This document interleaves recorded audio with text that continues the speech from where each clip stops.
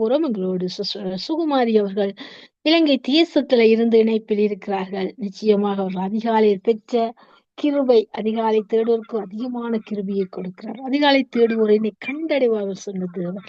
நிச்சயமாக அதிகாலை தேடி அப்படிப்பட்ட கிருபையை பெற்றுக் கொள்ளுங்கள். அது மாத்திரமல்ல, அவரை கண்டடை அவர் வெளிப்படுவார். நிச்சயமா வெளிப்படுவார். நான் அநேக தடவைகள் அவருடைய முகத்தை, அவர் வெளிப்பட்ட விதங்களை நான் அனுபவித்துக் கொண்டிருக்கின்றேன். அப்படியாக நீங்களும் அனுபவிக்கும்படியாய் உங்களை நான் அன்புடன் கேட்கின்றேன். தாழ்மையுடன் கேட்கிறேன். நிச்சயமாக அதிகாலை தேடுங்கள், அவருடைய சத்தத்தை கேளுங்கள், அவர் சித்தம் செய்ய உங்களை தாழ்த்தி ஒப்புக்கொடுங்கள். சரியாற்ற நேரம் 8:30 எங்களோட சிஸ்டர் இணைப்பில் இருக்கிறார்கள். அழைப்பு கொண்டு வந்து வெளிச்சத்தை காண்போம். Sister. Praise lord sister. Praise lord. கர்த்தராகிய இயேசு கிறிஸ்துவின் நாமத்தினாலே சங்கம வானொலி கூடாக நித்திய வெளிச்சத்தின் பகுதியில வார்த்தையின் வெளிச்சத்தில உங்களை வாழ்த்தி வரவேற்கின்றேன். வெளிச்சத்தை காண ஆவலாயிருக்கின்றோம். எடுத்து வாருங்கள் சிஸ்டர். நன்றி சிஸ்டர். தேங்க்யூ. ஆமென். கிறிஸ்துவுக்குள் பிரியமான தேவனுடைய பிள்ளைகளே, உங்களை இயேசு கிறிஸ்துவின் நாமத்திலே நான் வாழ்த்தி வரவேற்கின்றேன். கர்த்தர் நல்லவராக இருக்கிறார். அவர் கிருபை எங்களுக்கு எப்பொழுதும் போதுமானதாக இருக்கிறார். அதிகாலை தோறும் அவருடைய கிருபை எங்களுக்கு போதுமானதாக இருக்கிறார். அல்லேலூயா. கர்த்தர் நல்லவர். இப்பொழுதும் கூட சங்கமம் வானொலி மூலமாக நித்திய வெளிச்சத்துக்கூடாக உங்களை சந்திப்பதை ஏற்று மகிழ்ச்சி அடைகிறேன். அல்லேலூயா. கர்த்தர் நல்லவர் தேவ பிள்ளைகளே. இந்த நேரத்திலும் கூட வேதத்திலே கீழ்ப்படியாமை நிமித்தம் அதாவது ஆசீர்வாதத்தை இழந்த பெண்களை குறித்து நாங்கள் பார்க்க போகிறோம். கர்த்தராகிய ஆண்டவர் விரும்புவது, அது சொல்றாரு, பலியை பார்க்கிலும் கீழ்ப்படிதலே உத்தமம் என்பதாக. கீழ்ப்படியும் பொழுது நாங்கள் எத்தனையோ ஆசீர்வாதங்களை நாங்கள் பெற்றுக் கொள்கிறவர்களாக இருக்கிறோம். கீழ்ப்படியாமல் இருக்கும் பொழுது எத்தனையோ ஆசீர்வாதங்களை நாங்கள் இழந்து போகிறவர்களாக இருக்கிறோம். ஆகவே இந்த நாளிலும் கூட கர்த்தருடைய பிள்ளைகளே, நாங்க பார்ப்போம். ஆதியாமத்தை எடுத்துக்கொண்டால் அங்கு ஏவாள் இல்லையா, ஏவாளை எடுத்துக்கொண்டால் பாருங்க, ஆண்டவராய் கர்த்தர் அழகிய ஒரு தோட்டத்தை அங்கு உருவாக்கினார் இல்லையா. அவர் என்ன பாருங்க, இந்த வானமும் பூமியும் ஒன்றாக இருந்தது. ஆகவே ஒன்றாக இருந்து இருளானது அப்படியே சூழ்ந்து கொண்டு இருந்தது இல்லையா. அது ஒழுங்கின்மையாக பாருங்க, வானம் பூமி ஒன்றாக இருந்தா இந்த உலகம் எப்படியாக இருந்திருக்கும். ஆகவே அப்பா என்ன பார்த்தா, இந்த பூமியை நாங்கள் சரிப்படுத்தி எங்களை போன்ற ஒரு சாயல் உள்ள மனிதர்களை உருவாக்கும் என்று சொல்ல அழகிய ஒரு உலகத்தை உருவாக்கி, அவருடைய சாயலாக மனிதனை உருவாக்கி, அதற்கு பின்பதாக அவருக்கு ஒரு துணையை இல்லையா ஏற்படுத்தும் என்று சொல்லி, அவர் நல்லது நல்லது என்று கண்டுதான் அவர் யோசிக்கும் பொழுது, இது நல்லதாக இருக்கிறது, இது ரொம்ப அழகாக இருக்கிறது, இப்படி செய்தால் மிகவும் அழகாக இருக்கிறது என்று சொல்லி அவர் என்ன செய்கிறார், அவர் நல்லது என்று கண்டு அந்த துணையை கூட அங்க ஆதாமுக்கு கொடுக்கிறார். கர்த்தருடைய பிள்ளைகளே பாருங்க, இந்த ஏவாள் என்ன செய்யறாங்க பாருங்க, ஆண்டவராய் கர்த்தர் எல்லாம் அழகா சொல்லி கொடுக்கிறார் இல்லையா. அவர்களோடு அந்த ஏதேன் தோட்டத்துல எவ்வளவு அழகாக அப்பா சஞ்சரிக்கிறார். குளிர்ச்சியான நேரத்துல அவங்களோடு இடைபடுறது, உலாவுறது, பேசுறது, தன்னுடைய பிள்ளைகள் இல்லையாலே ஒரு சிறு குழந்தையை போல அவர்கள் தேவனுடைய சமூகத்துக்கு முன்பதாக, தேவனுக்கு முன்பதாக காணப்பட்டார்கள். ஆனால் பாருங்க, அந்த ஏவாள், அதாவது ஆதியாகமம் 3வது அதிகாரத்தை திருப்பிக் கொள்ளுங்கள் கர்த்தருடைய பிள்ளைகளே. 1 24 வரையிலான வசனங்களை நீங்கள் வாசித்தீர்கள் என்றால் அதுல உங்களுக்கு நன்றாக விளங்கும். அதில் சொல்லப்பட்டிருக்கிற இல்லையா, அப்பா என்ன சொல்றாரு, எல்லாம் அழகா எல்லாவற்றையும் உருவாக்கிய தகப்பன் எல்லாவற்றையும் உருவாக்கிட்டாரு. பிள்ளைகள் சாப்பிடுற அளவுக்கு கனிகளும் அங்கு வந்து விட்டது. ஆக எல்லாவற்றையும் உருவாக்கிய தகப்பன் என்ன சொல்லுகிறார் என்றால், நீங்க இந்த விருட்சத்தின் கனிகள் எல்லாவற்றையும் நீங்க சாப்பிடுங்க, எல்லாம் உங்களுக்காக படைக்கப்பட்டது. ஆனால் ஒரு விருட்சத்தின் கனியை மரத்தை பார்த்து சொல்கிறார், இந்த விருட்சத்தின் கனியை நீங்க புசிக்க கூடாது என்பதாக. நீங்க புசிக்கனால சாவுங்க, அவ்வளவுதான் மரணம். இந்த உலகத்திலே மரணம் பாருங்க, 6லும் சாவு 100லும் சாவுன்னு சொல்லுவாங்க இல்லையா. அதே போல பிறந்த நாளில் இருந்து 100 வயது வரும் வரைக்கும் சாவு மரணத்தை நாங்கள் எதிர்கொள்ளுகிறோம் இல்லையா. அந்த பூமியில இராதபடி அறுப்புண்டு போகிறது போல அங்க நாங்கள் போகக்கூடியதாக இருக்கு. காரணம், இந்த ஏவாளின் கீழ்ப்படியாமை நிமித்தம். கர்த்தருடைய பிள்ளைகளே, முதல் பாவம், முதல் மரணம் பாருங்க, எவ்வளவு காரியங்கள் இல்லையா. முதல் கொலை, அவங்க பிள்ளைகள் காயின் என்ன செய்தாரு, தன்னுடைய சகோதரன் ஆபேலை கொலை செய்தார். பொறாமை வந்தது, எரிச்சல் வந்தது, உலகத்துல எத்தனை காரியங்கள் இல்லையா? ஆகவே அவங்க அப்பா சொன்னபடி அவங்க ஏவாள் கீழ்ப்படியவில்லை. சொன்னாரு, அவருக்கு தேவையான ஒரு மரத்தை அவர் எல்லாம் எங்களுக்கு படைச்சிருக்கிறாரு, எல்லாம் ஆதாமுக்கு ஏவாளுக்கு படைச்சிருக்கிறாரு. அந்த மரத்தின் கனியை புசித்து சந்தோஷமாக அங்கே இருந்திருக்க முடியும். அவருக்கு தேவையான ஒரு மரத்தை அவர் படைத்தார் இல்லையா? என் பிள்ளைய கீழ்ப்படிவாங்க, சாப்பிட மாட்டாங்க, சொன்னதை கேட்டு அதன்படி கீழ்ப்படிந்து நடப்பார்கள் என்று சொல்லி அவர் அந்த விருட்சத்தின் கனியை அங்கு வைத்தார். ஆகவே சில பேர் சொல்லுவாங்க, அப்பாவுக்கு தெரிஞ்சிருக்கும் தானே, ஏன் அந்த விருட்சத்தின் கனியை அங்க வைத்தார், அப்படிங்க சாப்பிடுவாங்கன்னு சொல்லி தெரிந்தானே. இல்ல, அப்பா எதிர்பார்த்ததெல்லாம் எங்களிடத்திலிருந்து ஒரு கீழ்ப்படிதலை. இப்ப என் பிள்ளைங்க பாவம் செய்ய மாட்டாங்க, என் பிள்ளைங்க கீழ்ப்படிவாங்க என்று சொல்லிதான் அந்த நம்பிக்கையோடு அங்க அந்த மரத்தை வைத்தார் இல்லையா? ஆனா அந்த நம்பிக்கைக்கு பாத்திரவானாக அவங்க 2 பேருமே நடக்கல இல்லையா? ஆத பாருங்க, ஏவாள் என்ன செஞ்சாங்க, அந்த பாம்பின் சர்ப்பத்தின் மூலமாக, பாருங்க சர்ப்பம் எங்கேயும் உள்ளது, அது அது பேசுது. அந்த விருட்சத்தின் கனிய சாப்பிட சொன்னாரா, சாப்பிட வேணான்னு சொன்னாரா, எல்லா கேள்விகளும் கேட்குது. அது ஒரு வார்த்தை சொல்லியிருக்கலாம், அது உனக்கு தேவையில்லையே, அந்த விருட்சத்தின் கனியை சாப்பிடுறதும் சாப்பிடாததும் அது சொன்ன காரியம் உனக்கு தேவையில்லையேன்னு சொல்லி அந்த இடத்துல அந்த சத்துருவை, அந்த பாம்பை எதிர்த்து இவள் அங்கு நின்று இருந்திருந்தால், கர்த்தருடைய பிள்ளைகளே, இன்றைக்கு உலகத்துல எத்தனையோ ஜெயங்களை நாங்கள் பெற்றிருப்போம் இல்லையா? எவ்வளோ வேதனைகளை நாங்கள் அனுபவிக்கிறோம். அப்பா இட்டது சாபமானது இன்றைக்கு பெண்களை தொடருகிறதாக இருக்கிறது. அவர் சொன்ன வார்த்தையானது எவ்வளோ பயங்கரமானதாக இருக்கிறது இல்லையா? அப்பா என்ன சொன்னாரு, பெண்களுக்கு நீ கற்ப வேதனை பற்றி பிள்ளை பெறுவா. இன்னைக்கு நடக்குதா இல்லையா கர்த்தருடைய பிள்ளைகளே?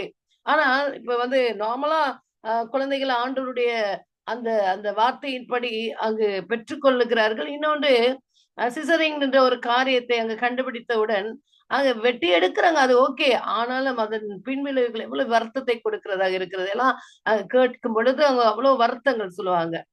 வருத்தம் அவ்வளவு வேதனையை தரக்கூடியதாக எப்படியோ வேதனை வருகிறது. ஆகவே எந்த விதத்திலே குழந்தைகளை பெற்றெடுத்தாலும் வேதனை வரத்தான் செய்கிறது. ஆகவே அது தேவன் இந்த உலகத்திலே எங்களுக்கு பெண்களுக்கு கொடுத்த அந்த சாபம் இல்லையா? சாபத்தை இன்றைக்கு நீக்க முடியுதா? கர்த்தருடைய பிள்ளைகள் எவ்வளவு வேதனை, பரம்பரை பரம்பரையாக பெண்களாக பிறந்த எங்களுக்கு அவ்வளோ வேதனைகள் இருக்கிறது. ஆகவே அங்கு அந்த எங்களுடைய அது தாயாகிய ஏவாள் கீழ்ப்படிந்திருந்தால் நிச்சயமாக இந்த உலகம் ஆசீர்வாதத்துக்குள்ளே அங்க கடந்து போயிருக்காங்க. தாய் இல்லையா? தாயானவள் கீழ்ப்படியாத நிமித்தம் இந்த உலகத்துக்கு பாவம் வந்தது. அவ அந்த இடத்துல எதிர்த்து நின்றிருந்தால் நிச்சயமாக நாங்கள் தேவனோடே நாங்கள் இருந்திருப்போம். அவ்வளவு ஒரு அழகான ஒரு உலகத்திலிருந்து அப்பா அனுப்பிவிட்டார் இல்லையா? ஏதென்கிற அந்த தோட்டத்திலிருந்து வெளியே விரட்டி விட்டார் இல்லையா? அதே போல பாருங்க, இந்த உலகத்துல எத்தனை காரியங்களை நாங்கள் சந்திக்க கூடியதாக இருக்கிறது இல்லையா? அதன் பின்பதாக இன்னொரு காரியத்தை நாங்கள் பார்க்கிறோம். கர்த்தருடைய பிள்ளைகளே, பாருங்க, 2வதாக சாராள் என்ன செய்தாங்க? சாராளுடைய காரியங்களை நீங்கள் பார்க்க வேண்டும் என்றால் ஆதியாகமம் 16வது அதிகாரம் 1 15 வரையிலான வசனங்களை நீங்க திருப்பி பார்க்க முடியும். ஆகவே அங்கு சாராள் என்ன செய்தாங்க?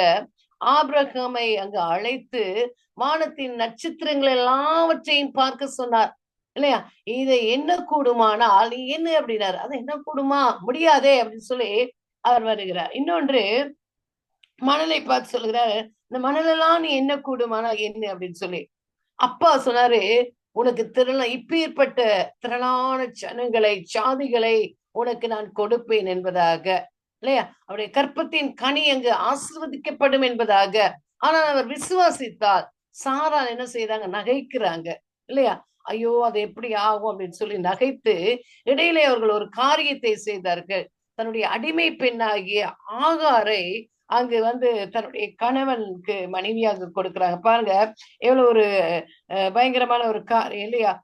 அப்பா சொல்றாரு, உனக்கு நான் குழந்தையை தருவேன், ஆசீர்வாதமாக அவர்கள் நீங்க ஆசீர்வதிக்கப்படுவீர்கள், உங்களுக்கு ஒரு பிள்ளையை நான் தருவேன்னு சொல்லியும், ஆனா அவளுடைய கீழ்ப்படியாமை நிமித்தம் ஒரு சந்ததி இந்த உலகத்துக்குள்ளே இன்னைக்கு எத்தனை போராட்டங்கள் கர்த்தருடைய பிள்ளைகளே, எத்தனை பிரச்சனை. இஸ்ரவேலுக்கு அங்க பாருங்க, அதாவது பெலிஸ்தியர்களுக்கும் பாருங்க எவ்வளவு, பலஸ்தீனியர்களுக்கு எவ்வளவு பிரச்சனைகள் அங்கு காணப்படுகிறது.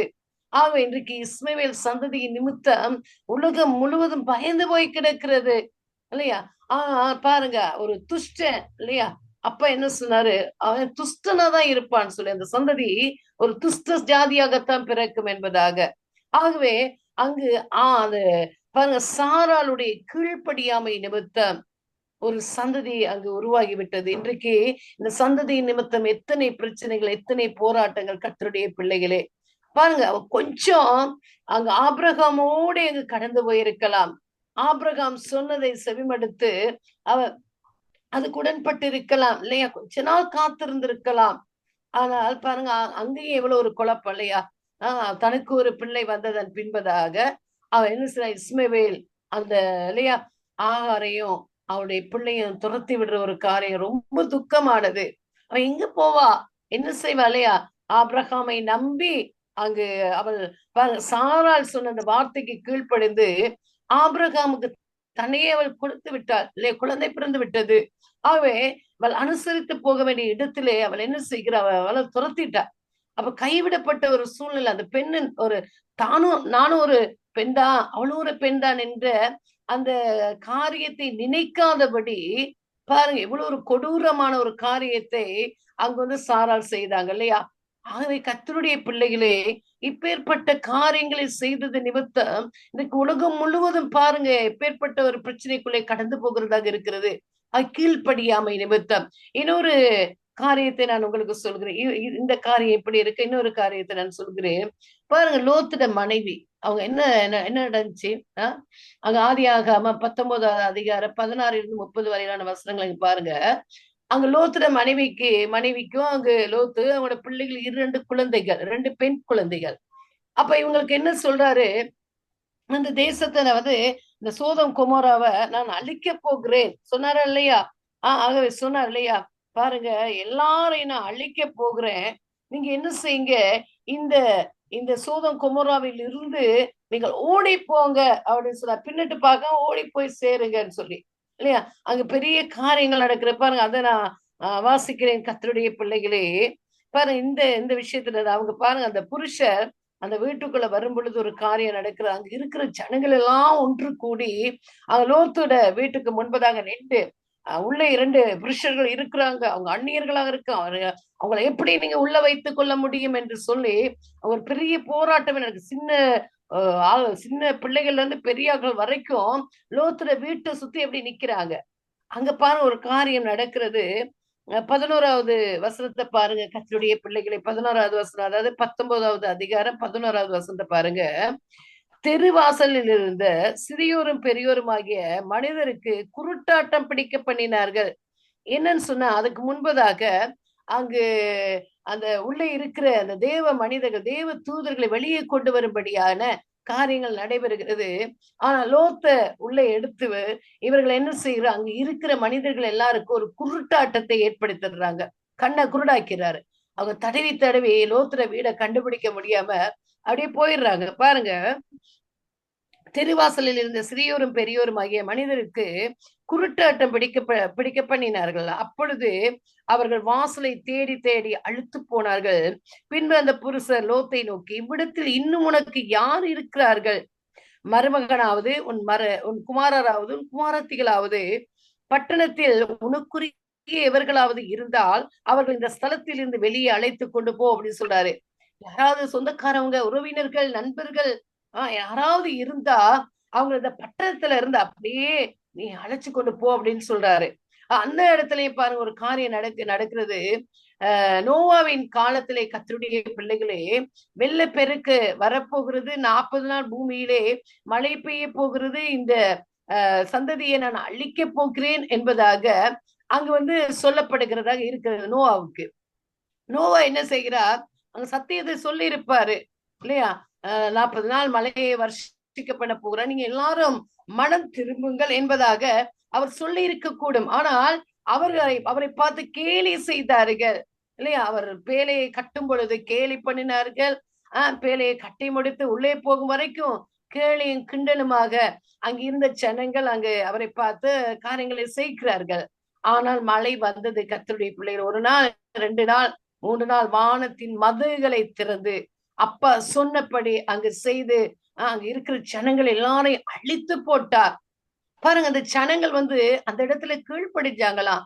ஒருவேளை மனசாப்பட்டு மனம் திரும்பி தங்களுடைய பாவங்களை குறித்து ஆண்டவருடைய சமூகத்துல அறிக்கையிட்டு, ஆண்டவரே நாங்கள் மனம் திரும்புகிறோம், இப்பேற்பட்ட பேர் அழிவிலிருந்து எங்களை காத்து கொள்ளுங்க அப்பா என்று சொல்லி அவர்கள் கீழ்ப்படிந்து அங்கிருந்து அவர்கள் செபித்திருந்தால் அந்த நோவாவை காத்த தேவன் அந்த ஜனங்களை காத்திருப்ப. அங்கேயும் கிண்டலும் கேலியுமாக இருந்தது.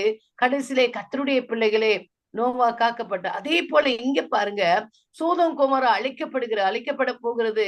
அது முற்றிலுமாக எரிந்து சாம்பலாக போகிறது. அதுல இந்த தேவ தூதர்கள் சொல்றாரு, லோத்து உனக்கு யாராரு உற்ற உறவினர் மருமகன் அவங்களுக்கு தெரியும். மருமகன்மார் யாராவது 2 வாலிப பிள்ளைகளை வைத்திருக்கிற மொத்தம் 4 பேர், லோத்தும் அவருடைய மனைவி 2 பெண் பிள்ளைகள். அப்ப அவர்களுக்கு அந்த அந்த சோதம் குமராவிலே அங்கு அந்த நிச்சயிக்கப்பட்ட பிள்ளைகள் அங்க ஆண் பிள்ளைகள் இருக்கிறாங்க. அப்ப இவர் போய் பாருங்க, இந்த இந்த சந்தர்ப்பத்தையும் கொஞ்சம் பாருங்க. அவங்க என்ன செய்யறாரு, போயிட்டு பேச சொல்றாங்க, யாராவது இருந்த கூட்டிட்டு ஓடு, அந்த தேசத்தை அழிக்க போகிறேன். ஏனென்றால் பாவம் பெருகி இருந்தது. கர்த்தருடைய பிள்ளைகளே, பாவங்கள் பெருகி கர்த்தரை மறந்து அங்கு வாழ்ந்து கொண்டிருந்தார்கள் இல்லையா? ஆகவே அது ஆண்டவருக்கே பொறுக்க முடியாத ஒரு பாவமாக இருந்தது. பாருங்க, அவங்க சொல்றாங்க, நாங்கள் இந்த ஸ்தலத்தை அழிக்க போகிறோம். இவர்கள் கூக்குரல் கர்த்தருடைய சமூகத்தில் பெரியதாய் இருக்கிறது.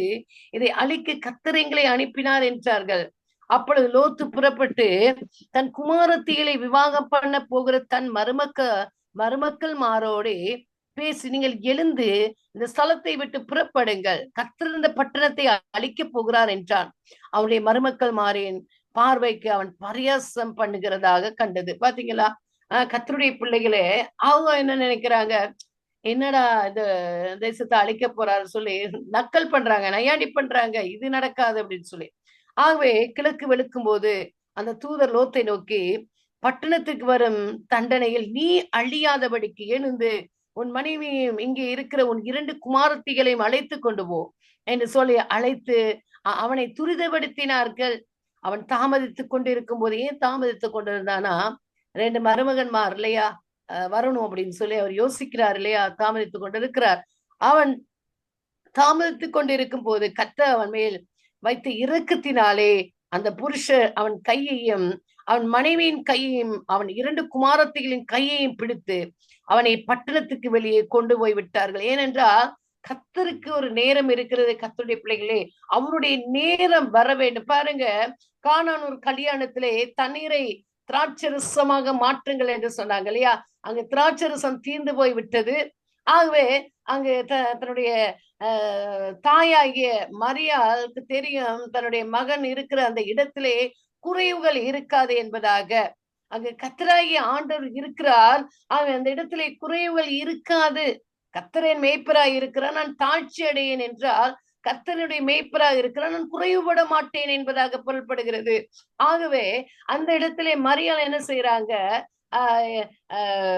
அங்க எல்லாம் திராட்சரசம் எல்லாம் முடிஞ்சிட்டு பெரிய ஒரு திருமணம் நடைபெற்று கொண்டிருக்கிறது. அங்க ஸ்பெஷல் அங்க திராட்சரசம் கொடுப்பது. ஆகவே திராட்சரசம் தீர்ந்து போய் விட்டது. தன்னுடைய மகனிடத்திலே சொல்லும் பொழுது அவர் என்ன சொன்னார், இன்னும் என்னுடைய நேரம் வரவில்லை என்பதாக.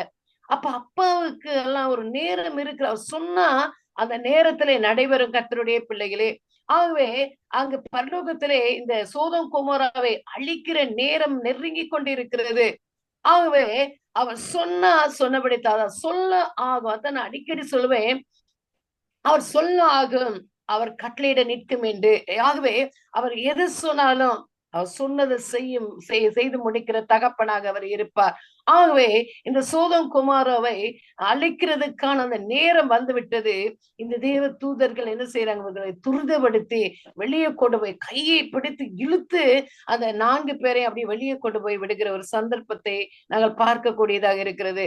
பாருங்க, அவர்களை வெளியே கொண்டு போய் விட்ட பின்பு அவர், உன் ஜீவன் தப்ப ஓடிப்போ, பின்னிட்டு பாராதே, இந்த சமபூமியில் எங்கும் இல்லாதே, நீ அழியாதபடிக்கு மழைக்கு ஓடி போயின்றார். இங்க என்ன சொல்றாரு, நான் அழிக்க போகிறேன், நீ பின்னிட்டு பார்க்காதன்னு சொன்னாரா இல்லையா? கர்த்தருடைய பிள்ளைகளே, சொன்னார். இவங்க என்ன செஞ்சிருக்க 4 பேரும் ஓடுறாங்க. ஓடி பின்னிட்டு பார்க்க வேண்டாம் என்று சொல்லிவிட்டார். ஓடிக்கொண்டு இருக்கிறார்கள். லோத்து ஓடுறாரு, பிள்ளைங்க 2 பேரும் ஓடுறாங்க, பட்டணத்தை நோக்கி போறாங்க இல்லையா? சாரி, மலையை நோக்கி போகிறார்கள். பாருங்க, அதற்கு லோத்து அப்படியெல்லாம் ஆண்டவரே, அந்த இடத்துல அவர் கேட்கிறாரு, உமது கண்களில் உமது அடியனுக்கு கிருபை கிடைத்ததே, என் பிராணனை காக்க தேவரீர் எனக்கு செய்த கிருபையை பெரிதாக விளங்க பண்ணினீர். மலைக்கு ஓடி போக என்னால் முடியாது, தீங்கு என்னை தொடரும், நான் மரித்து போவேன்னு சொல்லி பயப்படுறாரு. அவிசுவாசம். ஏன்னா ஆண்டவர் வந்து அந்த உயிரை காப்பாத்துற, அந்த உயிர்கள் 4 உயிரை காப்பாத்துறதுக்கு எத்தனையோ காரியங்கள் செய்கிறாங்க இல்லையா? அந்த இடத்துல செய்யறாரு. ஆனா லோத்த அழிக்க மாட்டார், எந்த சூழ்நிலையிலும் அவர் அழிக்க மாட்டார். ஆனா அவர் சொல்றாரு, என்னுடைய ஜீவனை நான் காத்துக்கொள்றதுக்கு நான் மலைக்கு போற விரும்பல, இங்கே தீங்கு என்னை தொடரும், நான் மரித்து போவேன் அப்படின்னு சொல்லி, அதுவும் அந்த ஊர் இருக்கிறதே, நான் அதற்கு ஓடி போகத்தக்கதா, இது கிட்ட இருக்கிறது, சின்னதுமாய் இருக்கிறது, என் பிராணன் பிழைக்க நான் அங்கே ஓடி போகட்டும், அது சின்ன ஊர் தானே என்ற சம்பாஷணம் நடக்குது. இங்க நேரம் வந்து விட்டது, சோதம் குமாரா அழிகிறதுக்கான நேரம் வந்து விட்டது. எல்லாம் உறங்கிக் கொண்டு பாவம் செய்து கொண்டு எல்லா காரியங்களையும் நடப்பித்துக் கொண்டு இருக்கிறார்கள். பாருங்க, தனக்கு வரப்போகிற ஆபத்து தெரியாமல் இப்பேற்பட்ட ஒரு காரியங்களை செய்து கொண்டு இருக்கிறார்கள். பாருங்க, அதற்கு சொல்றாரு அவர், நீ கேட்டுக்கொண்ட ஊரை நான் கவிழ்த்து போடாதபடிக்கு இந்த விஷயத்துல உனக்கு அனுக்கிரகம் பண்ணினேன். நீ அந்த சின்ன ஊர் தானே, அந்த ஊருக்கே நீ அனுப்புங்க அப்படின்னு சொல்ற. அந்த ஊரும் அழிக்கப்படத்தான் போகிறது.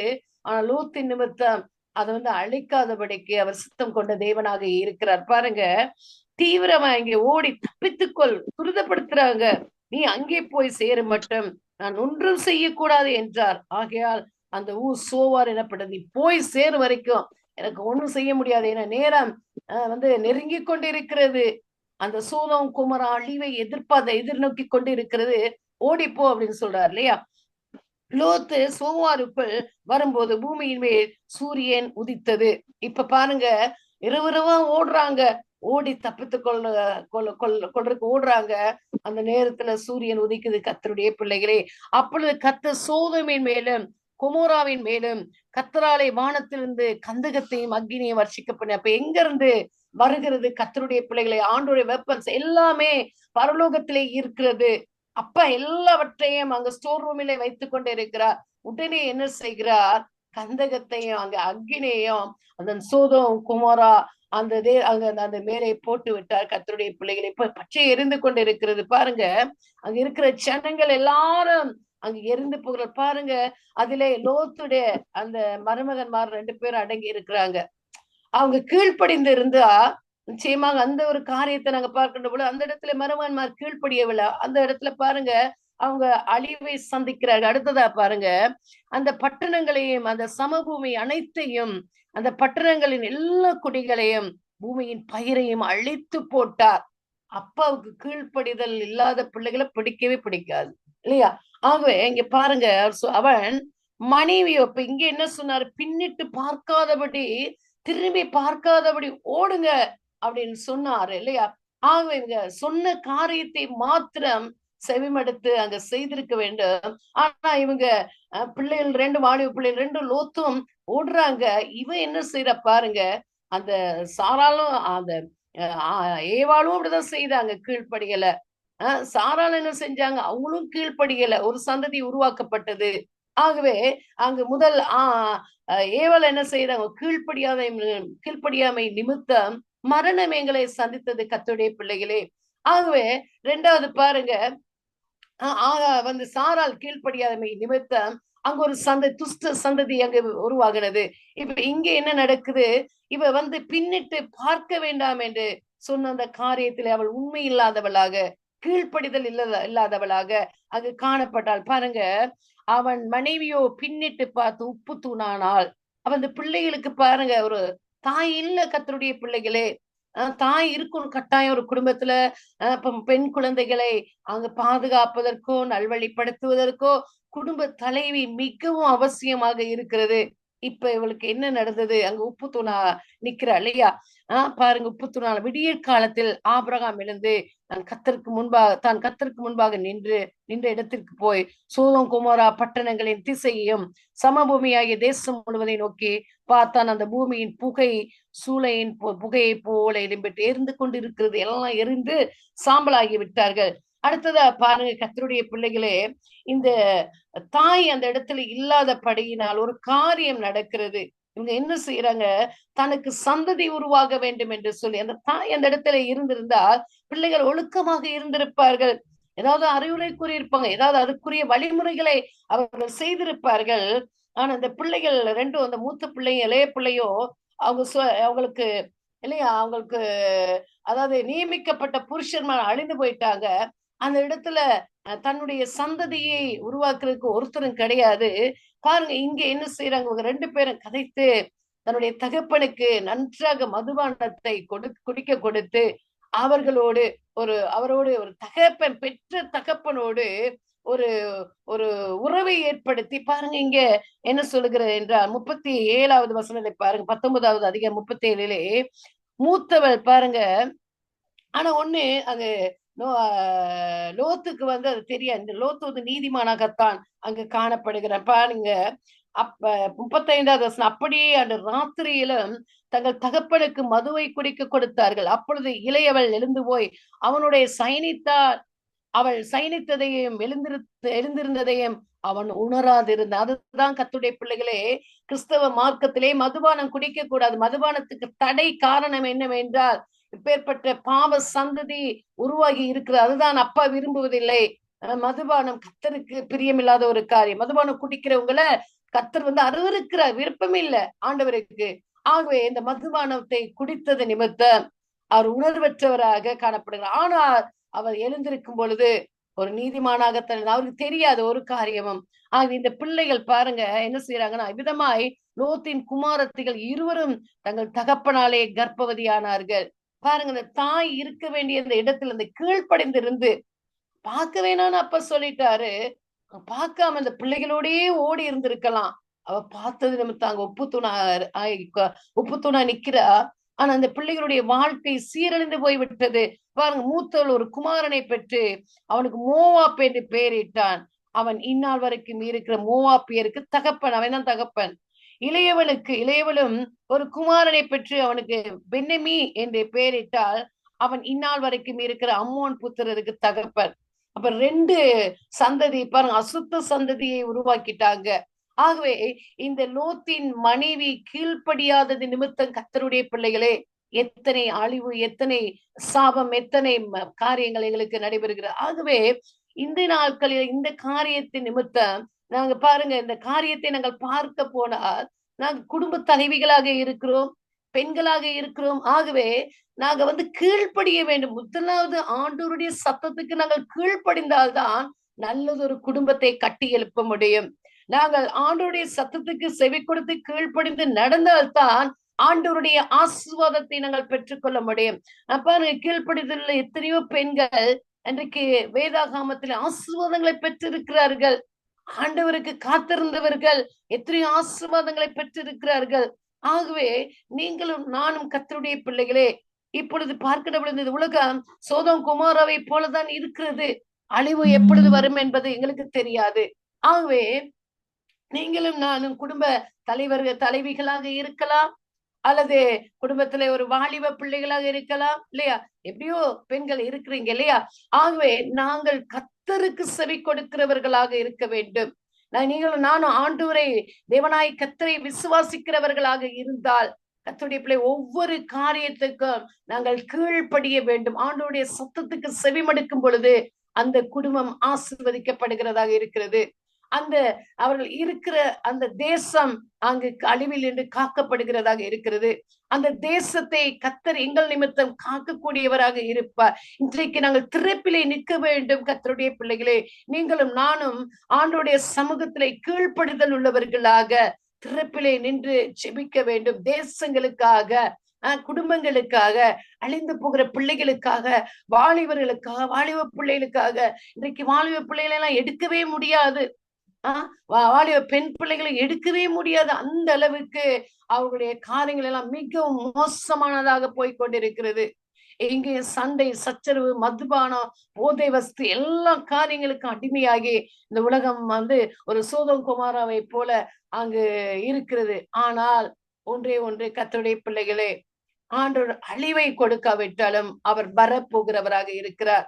நியாயாதிபதி வரப்போகிறவராக இருக்கிறார். இறுதி நியாய தீர்ப்புக்காக அவர் ஆயத்தமாகிக் கொண்டிருக்கிறார். ஆகவே கர்த்தருடைய பிள்ளைகளே, பெண்களுக்கு மாத்திரம் நான் சொல்லவில்லை, குடும்பத்தில் இருக்கிற ஆண்களும் ஆண்டவருடைய சமூகத்திலே நீங்கள் மனம் திரும்பும் பொழுது, ஆண்டவருடைய வார்த்தைக்கு நீங்கள் கீழ்ப்படிந்து அங்கு நடக்கும் பொழுது அந்த குடும்பம் தத்தளிக்க தேவையில்லை.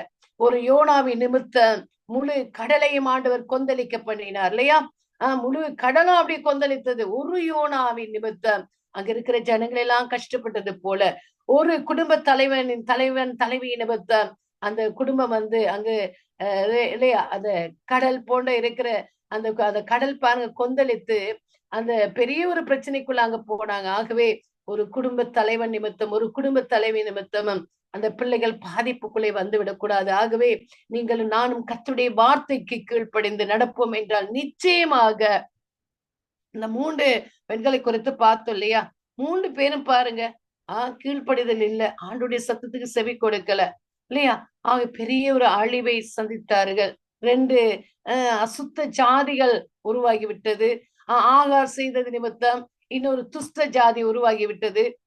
ஏவாள் பிழை செய்தது நிமித்தம் அங்கு முழு உலகத்துக்கு சாபம், மரணம், பாவம் எல்லாம் வந்து விட்டது. ஆகவே கர்த்தருடைய பிள்ளைகளே, இதை அறிந்த நீங்களும் நானும் கர்த்தருக்கு கீழ்ப்படிய வேண்டும். அவர் என்ன வார்த்தைகளை உங்களுக்கும் எனக்கு அவர் கொடுக்கிறாரோ அந்த வார்த்தையை கை கொண்டு அதன்படி நாங்கள் நடப்போம் என்றால் நாங்கள் தான் அந்த உலகத்திலே ஆசீர்வதிக்கப்பட்ட பிள்ளைகள். அல்லேலூயா. தொடர்ந்து ஜெபத்திலே விடுத்திருங்க. கர்த்தர் தாமே உங்கள் யாவரையும் ஆசீர்வதிப்பாராக. ஆமென். God bless you. ஆமென்.